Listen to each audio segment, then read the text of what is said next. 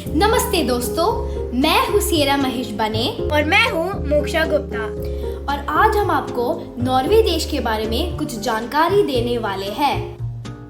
उत्तरी यूरोप से Arctic circle तक स्कैंडिनेविया के पश्चिमी हिस्से को कवर करते हुए नॉर्वे अपने विशाल जंगल के लिए जाना जाता है।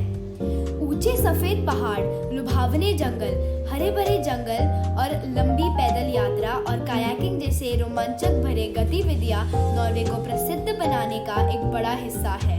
नॉर्वेजियन मूल्यों समतावादी आदर्शों में निहित है और नॉर्वे एक प्रगतिशील कल्याणकारी राज्य है।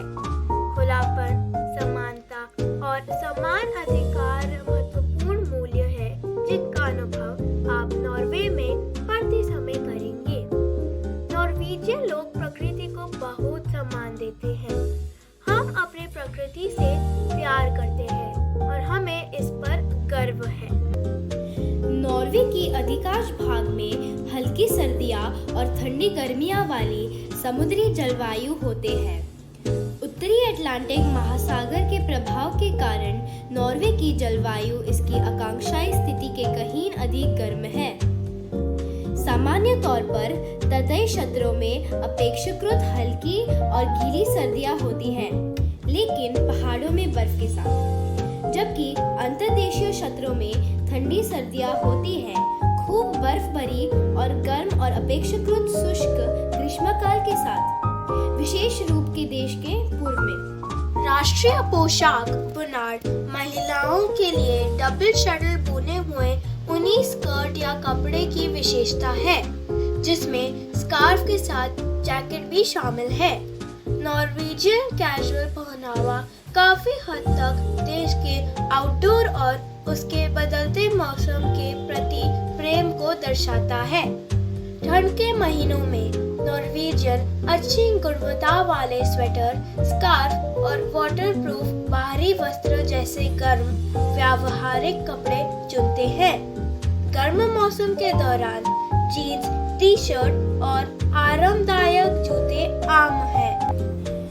नॉर्वेजियन खाद्य संस्कृति की विशेषता ठंडे झरने और कम गर्मी है।